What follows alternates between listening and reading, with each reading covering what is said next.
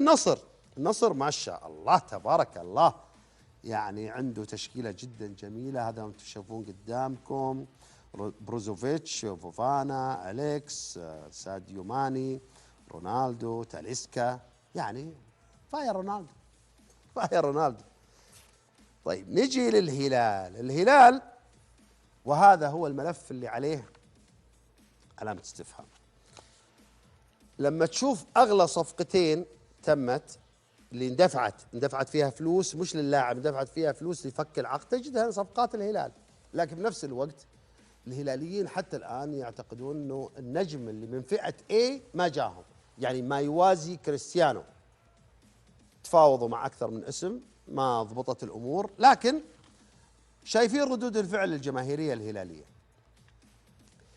طبعا موضوع ملف التعاقدات شيء عند صندوق الاستثمارات العامة، وشيء في لجنة ثانية، في لجنة ما هي تبع صندوق الاستثمارات العامة، هي اللي تمول، لجنة حكومية.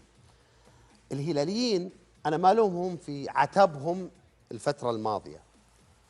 أولا خلينا نفهم من هو الهلال. الهلال هو النادي السعودي الذي استطاع خلال ال10 سنوات الماضية أن يكون عنوان الرئيسي لكرة القدم السعودية على الصعيد القاري وعلى الصعيد الدولي، وهو الفريق اللي استطاع أن يقدم صورة جدا متميزة للكرة السعودية. فعتب الجمهور الهلالي وعتب محبي الهلال على مصادر التمويل الحديثة. أنت جاي تقويني وتقوي الثانيين، ولا تقويهم وأنا تعتبرني قوي؟ يعني هذه اثنين. ليش نخسر الهلال نضيف للنصر، نضيف للاتحاد، نضيف للأهلي والشباب، يكون عندنا 5 أندية. ففي عتب هلالي كبير جدا في هذا الجانب. واعتقد من قوة الدوري ان لا يصاب هذا المدرج بالاحباط. ليه؟ لانه اذا شعر انه ناديه لا يحظى بنفس الرعاية التي يحظى بها منافسينه، راح تكون مدرجات فاضية، متابعة اقل، وهذا اعتقد ما هو موجود من ضمن اولويات مسيري او صناع القرار في الرياضة السعودية. نيجي نشوف النادي الأهلي هذا قصة أخرى. النادي الأهلي الصفقات اللي تمت الآن عنده 6 أسماء حتى الآن، عنده منها 4 جدد، ميندي، وطبعا رياض محرز وماكسيمان، وعنده اليوسكي عائد، ورياض الجزائري أيضا مستمر. النادي الأهلي الفترة الصيفية هذه آخر فترة يسجل فيها، راح يتم إيقافه الشتوية والصيفية، فبالتالي النادي الأهلي اللي بيسجلهم الآن لن يستطيع أن يجري أي تغيير على قائمته قبل يناير 2025. فبالتالي يفترض أن يحظى الأهلي أيضا بتعاقدات على مستوى عالي جدا. ليه؟ لأنه هيقعد سنة كاملة ما يسجل، وحتى تكون المنافسة عادلة. فبالتالي أتمنى أن النادي الأهلي يحظى أيضا بدعم استثنائي، إذا كان الاتحاد حظي بدعم استثنائي، على اعتبار أن عنده مشاركة يمثل فيها المملكة في بطولة كأس العالم للأندية.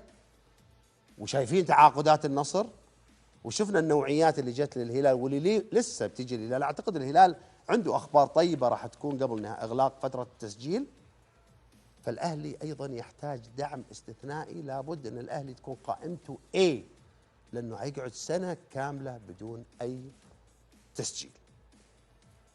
قدامنا موسم مهم، تجربة جديدة الآن نمر فيها. كان في الأندية السعودية في معادلات معينة موجودة، المعادلات هذه ما عادت موجودة الآن. في جهة تمول، طبعا صندوق الاستثمارات العامة، وفي لجنة أيضا مالية تتبع إحدى الجهات هي اللي قاعد تمول الصفقات. اللي أخشاه أنا القطاع الرياضي والجمهور الرياضي يعني تحكم العاطفة، فبالتالي وجود جهة واحدة هي اللي تمول وهي اللي تدير، راح تتحمل هذه الجهة كل ردود الفعل من الجمهور في هذا الموسم. قضية رأي عام راح تكون. ليش؟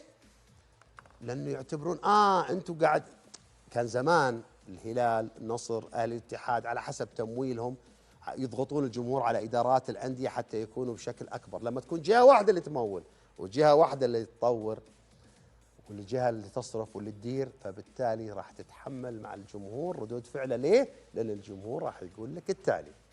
انتم اعطيتوهم تلعبون في المنافسه، انتم تدعمون فلان اللي في الصندوق او فلان اللي في اللجنه يشجع النادي الفلاني. انا اتمنى يعني ان الجمهور لا يجد ما مبرر حتى ان يصل لمثل هذه القناعات، ونقول بسم الله بدينا الموسم.